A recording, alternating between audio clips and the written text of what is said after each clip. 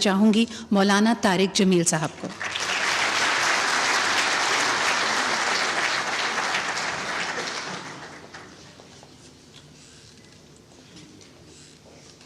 آ سکتا ہوں؟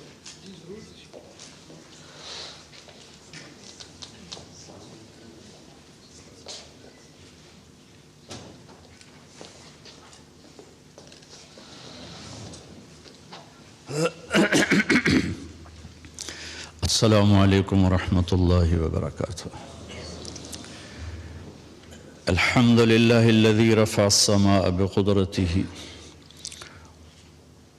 وضح الارض بمشیته وخلق الخلائق بارادته واستوى على العرش كما يليق بجلاله واشهد ان لا اله الا الله وحده لا شريك له واشهد ان سيدنا ومولانا محمدا عبده ورسوله اما بعد۔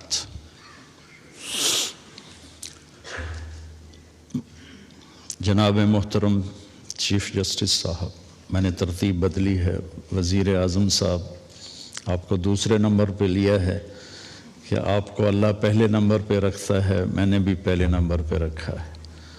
اور جناب وزیر صاحب، انسان کی تخلیق دنیا کا سب سے عظیم پروجیکٹ ہے، سب سے عظیم۔ جب اللہ اس کائنات کا پروجیکٹ پیش کرتا ہے تو یوں کہتا ہے ان ربکم اللہ الذی خلق السماوات والارض فی 6 ایام ثم استوى علی العرش یغشی اللیل النہار یطلبہ حثیثا والشمس والقمر والنجوم مسخرات بامرہ۔ یہ چند الفاظ میں اللہ نے پورے کائناتی پروجیکٹ کو یوں ہمارے سامنے رکھ دیا ہے، پورا نقشہ بنا کے کہ زمین سے لے کر آسمان تک جو کچھ ہے تیرے اللہ نے کیسے بنایا۔ یہ اس آیات کا خلاصہ ہے۔ پھر آخر میں اپنی حکومت جیتا الا لہ الخلق والامر، خالق بھی اللہ ہے اور مالک بھی اللہ ہے۔ پھر آگے اپنا تعارف کراتا فتبارک اللہ رب العالمین، کہ برکت والا ہے کائنات کا مالک اور رب۔ اور جب اللہ صرف ایک انسانی پروجیکٹ کو بیان کرتا ہے تو اپنا تعارف اور طرح سے کراتا ہے، وہ پیش کرتا ہوں۔ صرف ایک انسان کی پیدائش، یہاں آسمان سے زمین، سورج، چاند، ستارے، سیارے کا میں رب العالمین ہوں۔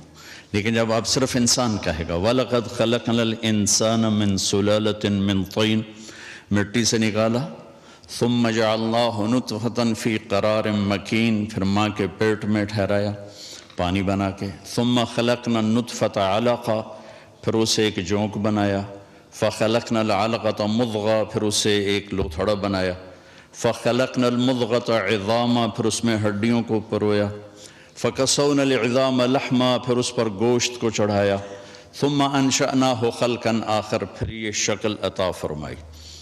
کہاں فی ظلمات ثلاث، 3 اندھیروں میں، یصورکم فی بطون امہاتکم خلقا من بعد خلق فی ظلمات ثلاث، 3 اندھیروں میں تمہارا رب تمہیں بناتا ہے۔ اب اپنا تعارف کراتا ہے فتبارک اللہ احسن الخالقین، کیا کہنے تیرے رب کے جو سب سے خوبصورت بنانے والا ہے۔ یہ تو قرآن ہو گیا، اب تھوڑا سا حدیث سے بتانا چاہوں گا کہ انسان کتنا عظیم پروجیکٹ ہے اور اس کے ساتھ کتنی عجیب اس بیچارے کو صورتحال سے گزرنا پڑ رہا ہے۔ یا ابن آدم جعلت لک قرارا فی بطن امک، میرے بندے ماں کے پیٹ میں ٹھکانہ میں نے دیا۔ وحولت وجہک الی ظہرہا لئلا تضرک رائحۃ الطعام، اور تیرے سسٹم اور تیری ماں کے پیٹ کے سسٹم کو جدا کر دیا تاکہ ماں کے پیٹ میں جو غلاظت جمع ہوتی ہے اس کی بدبو تجھے پریشان نہ کرے۔ وعلمتک الجلوس فی بطن امک فہل یقدر علی ذلک احد غیری، اور تجھے ماں کے پیٹ میں نے بیٹھنا، کھیلنا، چلنا، حرکت کرنا سکھایا، کیا تیرے رب کے سوا کوئی اور بھی یہ کر سکتا ہے؟ فلما ان تمت مدت اشہرک، جب تیرا دنیا میں آنے کا وقت آیا، اوحیت الی الملک الموکل بالارحام، ایک فرشتے کو بھیجا، فاخرجک علی ریشۃ من جناحہ، اس فرشتے نے پر پھیلائے اور اللہ تجھے ماں کے پیٹ سے لایا، خلقہ فقدرہ ثم السبیل یسرہ، کہ پھر تیرے رب نے تیرے آنے کا راستہ آسان کیا، اور جب تو آیا تو فرشتے کے پر پہ آیا، جب تو آیا تو لا لک سن تقطع، تیرے منہ میں دانت نہیں کاٹ سکے، ولا لک ید تبطش، تیرے ہاتھ میں طاقت نہیں تو پکڑ سکے، ولا لک رجل تمشی، تیرے پاؤں میں جان نہیں تو چل سکے، جب تو ایسا تھا کہ بول نہیں سکتا، پکڑ نہیں سکتا، چکھ نہیں سکتا، کاٹ نہیں سکتا، ادرت لک عرقین رقیقین ینبعان لک لبنا خالصا دافعا فی الشتاء وباردا فی الصیف فهل یقدر علی ذلک احد غیری، پھر جب تو ایسا بے بس تھا تو میں نے تیری ماں کی چھاتی سے دودھ کے چشمے نکالے جو تمہیں خالص دودھ پلاتے رہے، حولین کاملین، 2 سال تیرے لیے دودھ کے چشمے اللہ چلاتا رہا، کیا کوئی اور بھی ایسا کر سکتا ہے؟ فلما ترعرعت، اب آگے ایک چھوٹا سا گلہ سن لیں اللہ تعالیٰ کا، فلما ترعرعت، جب تو ایسے ایسے چلنے لگا، واشتد عضدک، اور تیرے بازو مضبوط ہو گئے، واشتد ازرک، تیری چھاتی بھی پھیل گئی، تو میرے سامنے جھکنے کی بجائے بارستنی بالمعاصی یا عبد سو، تو میرے ہی خلاف کھڑا ہو گیا اور مجھے ہی للکارنے لگا، ہکذا جزاء من احسن الیک، جو اچھا کرے اس کے ساتھ یہ کیا جاتا ہے، مع ذالک، اس سب کے باوجود، ان سألتنی اعطیتک وان استغفرتنی غفرت لک، تو جب ہاتھ اٹھائے گا میں تیری پوری کروں گا، تو جب مانگے گا میں تمہیں دوں گا، اور جب معافی مانگنے آئے گا سارے ہی معاف کروں گا، اور تو ساری دھرتی آسمان زمین کو بھر دے گناہوں سے، لو بلغت ذنوبک عنان السماء، اتنے گناہ کر کے آسمان کی چھت کو لگا دے، پھر صرف ایک دفعہ آدھی زبان سے کہنا یا اللہ معاف کر، تو غفرت لک ولا ابالی، میں تیرے سارے معاف کروں گا اور مجھے کوئی پوچھنے والا نہیں ہے۔ اب میں یہ بتانا چاہتا ہوں کہ اتنے بڑے پروجیکٹ کو پاکستان میں کن بنیادوں پہ پیدا کیا جا رہا ہے؟ یہ بچہ پیدا نہ ہویا تو سس مینوں کی آکھے گی، اتنا بڑا پروجیکٹ ہے، اگر میں غلط کہوں تو مجھے وہیں ٹوک دیں، یہ میرا بیٹا بیٹی پیدا ہوئی تو میری تو سس سے مینوں نہیں چھڑنا، سال گزر گیا ہے، بچے کے عنوان نہیں، اب ساس کے شروع گئے تو ہے ہی، شروع تو یہ ہو جائے، ان تو ہونا ہی کوئی نہیں، اب میاں بیوی پریشان ہو رہے ہیں، بچہ پیدا، کتنے بڑے پروجیکٹ کو پیدا کرنے کا سبب حضرت کہ سس کی آکھے گی تو سورا کی آکھے گا تو نندوئی کی آکھے گا، نندا کی آکھن گیاں، یہ ایک بہت بڑا ظلم و ستم ہے بچے کے پیدا کرنے کا سبب۔ آپ دیکھیں، میں دیہاتی آدمی ہوں، دیہات سے میرا تعلق ہے، یہ میرے دیہات کی پیدائش اسی پر ہو رہی، اور لڑکا کیا کہتا ہے، اگر اولاد نہ ہوئی تو میرے دوست کہن گئی اس کے تو پلے ہی ککھ نہیں، یہ تو ہے ہی ویلا، لہٰذا وہ چڑھ جاتا ہے پھر حکیموں کے ہتھے، شباباور گولیاں، لگتا ہے پورا پاکستانی بیمار ہے، سورے پاکستان کی دیواروں پہ لکھا ہوا ہے شباباور گولیاں۔ تو دوسرا سبب کیا ہے جو میں دیہات کا بتا رہا ہوں، میں دیہاتی ہوں، کہ 5 پتر ہو گئے نا بس مینوں پھر کوئی پرواہ نہیں، کما کے لے آون گے مینوں کھواون گے، مزدور آدمی، غریب آدمی، اسے کوئی پریشانی نہیں ہے کہ بچے 2 یا 6 یا 50، وہ کہتا جتنے زیادہ اتنے ہی ٹھیک ہے، کیونکہ میری مزدوری بڑھے گی اور میرا گھر چلے گا۔ تو وہ کہتا ہے جتنے آ جاون اتنے مزدور، 5 بچے 5 مزدور، 10 بچے 10 مزدور۔ ابھی چند دن پہلے وہ ایک ہمارے گاؤں کے 10 بچے ہو گئے آدمی کے، میں نے کہا اپنی بیوی دا آپریشن کرا، اگر جو آدھی میں نہیں کریں دی تو اپنا کرا۔ تو میں حقائق پہ بول رہا ہوں کہ انسان کتنا قیمتی ہے، میں نے آپ کو قرآن سے بتایا میں نے آپ کو حدیث پاک سے بتایا. لیکن پاکستان میں اس پروجیکٹ کو بنانے پر کتنا بڑا ستم ہے. سبب کیا ہے؟ ساس کی آکھے گی، سورا کی آکھے گا، میرے دوست منو کی آکھن گے تو پلے کچھ نہیں ہے. اور غریب کیا کہتا ہے؟ 10 کٹھے ہو جاؤں گے، دیہڑیاں کر کے لے آؤں گے میری روٹی. مالدار طبقہ کیا کہتا ہے؟ میری جائیداد کا وارث پیدا ہو جائے. میری جائیداد کہاں جائے گی؟ میں نے اتنے بنائے، میرے اتنے پروجیکٹ، میری اتنے ملے، ان کا وارث کون ہوگا؟ اگر کوئی بچہ نہ ہوا تو پھر وراثت کوئی اور لے جائے گا، وراثت دوسرے لے جائے گے. تو ان ساری چیزوں کے پیچھے جو سبب ہے جناب عزت مآب وہ جہالت ہے. آپ کانفرنس کر رہے ہیں اسلام آباد میں، مسئلہ درپیش ہے پنجاب، سندھ، کے پی کے اور بلوچستان کے دیہاتوں کا کہ وہ لوگ ان تک علم پہنچا ہی نہیں. اور میرے رب نے اپنے حبیب کو کہا الم نشرح لک صدرک وعلمک ما لم تکن تعلم. میرے محبوب، میں نے آپ کو کتنا بڑا علم دیا کہ آپ کا سینہ کھول دیا، اور میں نے آپ کو وہ بتایا جو آپ جانتے نہیں تھے. میں نے آپ کو اتنا دیا، اتنا کسی کو نہیں دیا. الم نشرح لک صدرک. پھر اللہ اپنے نبی سے کہہ رہا ہے وقل رب زدنی علما. میرے محبوب آپ مانگیے میں آپ کو علم دوں، زیادہ علم دوں، فوج دوں، لشکر دوں. یہ نہیں کہا کہ مجھ سے مانگیے میں آپ کو زیادہ علم دوں. پہلی وحی میرے رب کی میرے نبی پر اتری اور سمت کو پیغام دے گے اقرأ بسم ربک الذی خلق خلق الانسان من علق اقرأ وربک الاکرم الذی علم بالقلم علم الانسان ما لم يعلم. اور اس سے پیچھے حدیث کو کٹیں تو 5 دفعہ اقرأ آیا ہے. اقرأ جبریل ایسے شیٹ لے کر پڑھیے یا رسول اللہ. اقرأ ما انا بقارن، مجھے پڑھنا نہیں آتا. فضمنی حتی بلغ من الجہد، کہ مجھے زور سے دبایا اتنا کہ میری پسلیاں درد کرنے لگی. اقرأ 2 دفعہ. ما انا بقارن، مجھے آتا نہیں. فضمنی حتی بلغ من الجہد، پھر زور سے بھینچا یہاں تک کہ مجھے پسلیاں درد کرنے لگیں. یا رسول اللہ اقرأ. پہلی دفعہ بھی ہو سکتا تھا. 3 دفعہ اقرأ جبریل کی زبان سے، 2 دفعہ اقرأ میرے رب کی زبان سے. میرے دیس کا مسئلہ پلاننگ سے پہلے علم ہے، علم ہے، علم ہے، علم ہے.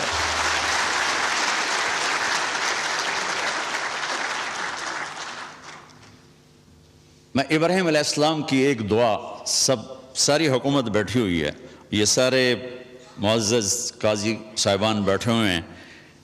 ایک دن کا عدل طارق جمیل کی 60 سال کی بندگی سے بہتر ہے. ایک دن کا عدل، ایک دن کا عدل. عدل یومن، عدل یومن، عدل و سنہ نہیں، سال کا نہیں، 6 ماہ کا نہیں، ایک دن کا عدل. میرے جیسا آدمی بیٹھا ہوا ہے، بخاری شریف پڑھا رہا ہے، مسجد میں نماز پڑھا رہا ہے، بچوں کو درس دے رہا ہے، اور ایک چیف جسٹس ہے. خسا صاحب اور میں گورنمنٹ کالج میں اکٹھے تھے، ان کو یاد نہیں ہوگا، مجھے یاد ہے ذرا انہیں یاد ہو کہ نہ یاد ہو. تو عزیز اللہ نیازی صاحب شاید آپ کی یادداشت میں ہوں. تو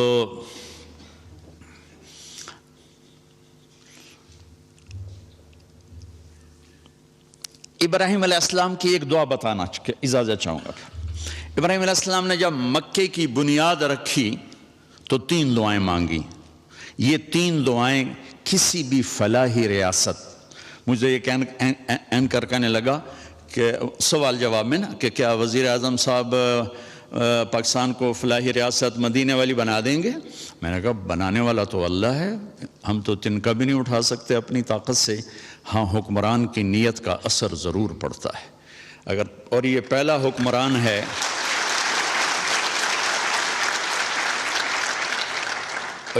حکمران ہے جس نے مدینے کی فلاحی ریاست کا تصور پیش کیا، تو میں ان کو سلام پیش کرتا ہوں. تو اب کرے گا تو اللہ. چونکہ مولانا روم نے ایک حکایت لکھی ہے کہ بادشاہ شکار کو نکلا، راستہ بھٹکا تو باغ میں پہنچا، پیاس لگی تھی تو مالی سے کہا انار کا باغ تھا، بھائی جوس پلا دے. اس نے ایسے نچوڑا ایک انار تو پورا گلاس بھر گیا. تو بادشاہ کے دل میں آیا کہ اس پر تو ٹیکس لگنا چاہیے، یہ ٹیکس فری کیوں ہے؟ تو اس نے کہا ایک اور پلا. اس نے دوسرا نچوڑا تو گلاس آدھا ہوا تو بادشاہ نے کہا پہلے بھر گیا اب آدھا. کہنے لگا جی لگتا ہے بادشاہ دی نیت خراب ہو گئی ہے. تو بادشاہ نے دل ہی دل میں کہا یا اللہ میری توبہ، میں نہیں ٹیکس لگا تھا. کہا بھائی ایک اور پلا. اس نے پلایا تو پھر پورا بھر گیا. تو اس نے کہا اب کیوں پورا بھر گیا؟ کہا جی لگتا ہے نیت ٹھیک ہو گئی ہوگی. تو بادشاہوں کی یعنی اہل حکومت کی نیت کا اثر ہوتا. یہ پہلا شخص ہے جس نے کہا میں اسے فلاحی مدینہ کی فلاحی ریاست بناؤں گا. اللہ انشاءاللہ بنائے گا.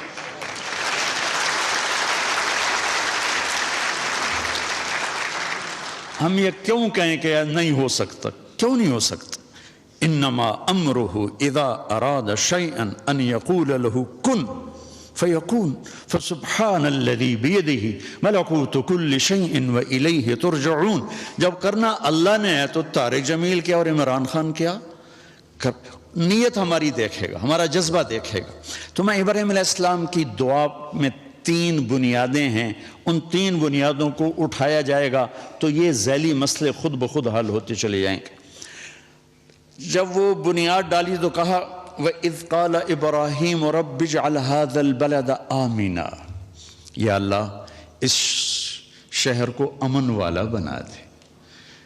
فلاحی ریاست کا پہلا تصور جو ابراہیم علیہ السلام نے پیش کیا کہ یا اللہ اس ریاست کو امن والا بنا دے. اور امن والی ریاست اس وقت بنتی ہے جب نظام عدل مضبوط ہو اور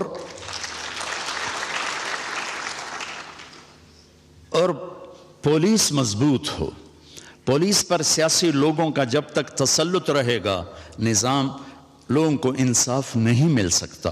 اور قانون آپ کے جج حضرات سے سنا ہے کہ ہمارا قانون بہت کمزور ہے، بہت کم سالوں گزر جاتے ہیں ایک کیس کا فیصلہ ہوتے ہوئے. اس میں کیا کرنا چاہیے؟ یہ سارے فاضل جج صاحبان یہ بہت بڑی ہمارے پاس اللہ کی نعمت ہیں، ان کے ذمہ جو کام نہیں وہ بھی کرتے رہتے ہیں. سبحان اللہ. سلام ہے آپ کو. تو پہلی بات کہ یا اللہ اس بستی کو امن والی بستی بناتے. دوسری بات وَارْزُقْهُم مِّنَ الثَّمَرَاتِ لَعَلَّهُمْ يَشْكُرُونَ. یا اللہ اس ملک والوں کو، اس دیس والوں کو پھل کھلا، روٹی نہیں آکھیا، پھل کا وہ کہتے ہیں جب معیشت مضبوط ہوتی ہے، اکانومی جب مضبوط ہوتی ہے. تو دوسری چیز فلاحی ریاست کی وہ معیشت ہے. اور معیشت اس وقت مضبوط ہوتی ہے جب انفرادی سطح پر تاجر سچ بولے، جھوٹ نہ بولے، سٹا نہ کھیلے، جوا نہ کھیلے، ذخیرہ اندوزی نہ کرے، دو نمبری نہ کرے، وعدہ خلافی نہ کرے. ایک نبی کی حدیث سنا دیتا ہوں اس کے ساتھ. میرے نبی نے فرمایا 4 باتیں مجھ سے لے لو اور آنکھیں بند کر کے سو جاؤ. صرف 4 کہ 4 باتیں مجھ سے لے لو، دنیا بھی تمہاری ہے، آخرت بھی تمہاری ہے. 4 اذا کانت فیک ما ضرک ما فاتک من الدنیا حفظ امانت صدق حدیث حسن خلیقت عفت فی طعمت. میرے نبی نے فرمایا 4 باتیں سیکھ لو، چاہے اس ایوان میں ہو اور چاہے وہ تھر پارکر میں ہو اور چاہے چولستان میں ہو اور چاہے مدینہ میں ہو چاہے نیو یارک میں ہو. 4 باتیں مجھ سے لے لو. حفظ و امانت، کبھی کسی کو دھوکہ نہ دینا، سبحان اللہ، دیانتداری. صدق و حدیث، ہمیشہ سچ بولنا، جھوٹ نہ بولنا. حسن و خلیقت، اخلاق اچھے رکھنا، بد اخلاق نہ ہونا. عفت فی طعمت، رزق حلال کمانا، حرام نہ کمانا. تو معیشت مضبوط ہوتی ہے انفرادی سطح پر تاجر سچ بولے، صحیح تولے، ملاوٹ نہ کرے، کھوٹ نہ ہو، ذخیرہ اندوزی نہ ہو. اور حکومتی سطح پر ہے کہ سود کو نکالا جائے اور ہر وہ شق جس سے مال چند ہاتھوں میں آ جاتا ہے اس کی حوصلہ شکنی کی جائے تو معیشت مضبوط ہوتی. تیسری فرمائی ربنا وابعث فیہم رسولا منہم یتلو علیہم آیاتک ویعلمہم الکتاب والحکمت ویزکیہم انک انت العزیز الحکیم. اللہ ان میں کوئی بھیج ایسا اپنا بندہ جو انہیں علم سے آشنا کرے، جو انہیں علم سے آشنا کرے. جو انہیں علم سے آشنا کرے، جو ان کا تزکیہ کرے، جو انہیں علم سکھائے، انہیں کتاب کا علم دے، انہیں حکمت کا کائناتی علم بھی دے، دنیاوی علم بھی دے، دینی علم بھی دے، اخلاقی علم بھی دے، اور ان کے اخلاق کو خوبصورت بنائے۔ تو یہ 3 بنیادیں ہیں جناب چیف جسٹس، کہ امن ہو، معیشت مضبوط ہو، اور علم ہو، اور ان دونوں کی ماں علم ہے۔ علم ان سب پہ سر فہرست ہے، کہ علم انفرادی سطح پر چور کو چوری سے روکے گا، وہ یہ کہے گا اللہ دیکھ رہا ہے۔ حضرت عمر رضی اللہ عنہ کا دور ہے، اور ایک اب رات کو گشت کر رہے ہیں، تو ایک ماں بچی سے کہہ رہی دودھ میں پانی ملا دے، تو وہ کہتی ہے امیر المومنین عمر نے روکا ہے، وہ کہتی ہے عمر کون سا دیکھ رہا ہے؟